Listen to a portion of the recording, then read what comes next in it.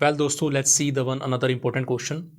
आपको minimum of x and x square is equal to h of x given है और आपको नीचे ऑप्शन है, तो आपको बताना है कि which is the right answer for this question that were appear in GATE 2016। तो लेट्स सी गाइस कि आपको जो फंक्शन गिवन है that is actually minimum of x and x square, और इन दोनों को मिला के एक फंक्शन का नाम दिया गया जिसको दे दिया गया एच ऑफ एक्स। अब अगर सिंपल फंक्शन होता तो हम लिमिट के से फाइंड आउट कर सकते हैं फंक्शन की कंटिन्यूटी, डिफरेंशिएबिलिटी, बट नाउ अगर आपको कोई मिनिमम या मैक्सिमम दे रखा हो तो आपको दोनों फंक्शंस को देखिए क्या है, एक है y इक्वल टू एक्स और दूसरा है y equal to x square. अब इन दोनों को कंबाइन करके एक फंक्शन बनाएगा जो कि है minimum of these two functions is known as h of x, यानी कि इन दोनों फंक्शंस का जो मिनिमम होगा वो एच ऑफ एक्स होगा।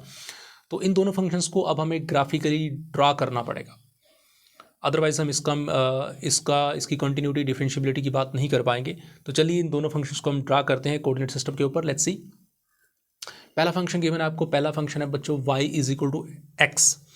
अब y is equal to x, आप सबको पता है कि ये एक स्ट्रेट लाइन होती है, ठीक है, between x and y axis, एक simple straight line having a 45 degree angle.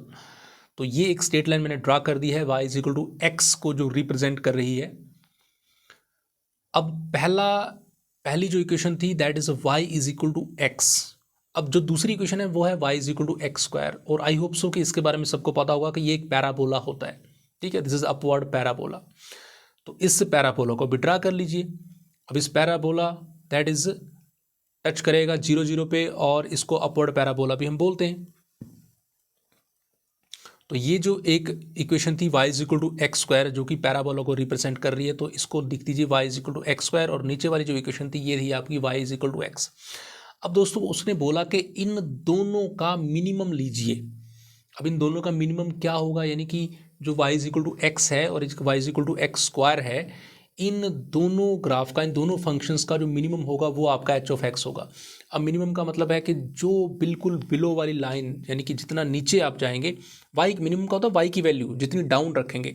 तो y की वैल्यू डाउन का मतलब देखिए यहाँ से स्टार्ट करेंगे, तो y is equal to x वाली लाइन को मैंने पकड़ा और यहाँ से इस ग्राफ को होते हुए और फिर ये इस लाइन के ऊपर चला जाएगा। तो यानी कि ऑरेंज कलर में आपको मैं ड्रा करने की कोशिश कर रहा हूँ कि ये जो ग्राफ बनेगा ये इन दोनों ग्राफ को एसोसिएट करके जो मिनिमम हो इन दोनों का है वो ये लाइन बन जाएगी, एक नया ग्राफ बन गया आपके पास, ठीक है, जो कि आपको ऑरेंज कलर की लाइन से रिप्रेजेंट हो रहा है। अब इस पूरी लाइन को देखिए, पहली बात तो यहाँ जो शार्प कॉर्नर होते हैं ना, वो शार्प कॉर्नर रिप्रेजेंट करते हैं किसी भी ग्राफ को कि ये यहाँ पे डिफरेंशिएबल नहीं है, ठीक है। तो यहाँ पे दो शार्प कॉर्नर आ रहे हैं, एक ये 0 0 पे आएगा, एक वो ऊपर आ रहा है, और यहाँ कंटिन्यूटी तो बिल्कुल है ही।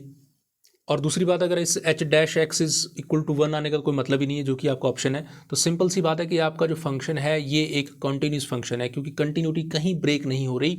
आप मिनिमम जो भी ऑरेंज पूरी लाइन है इसको आप देख सकते हैं कि पूरा फंक्शन क्या है, कॉन्टिन्यूस है। इसका मतलब पहला ऑप्शन आपका ठीक होगा, that is the right answer, it's a.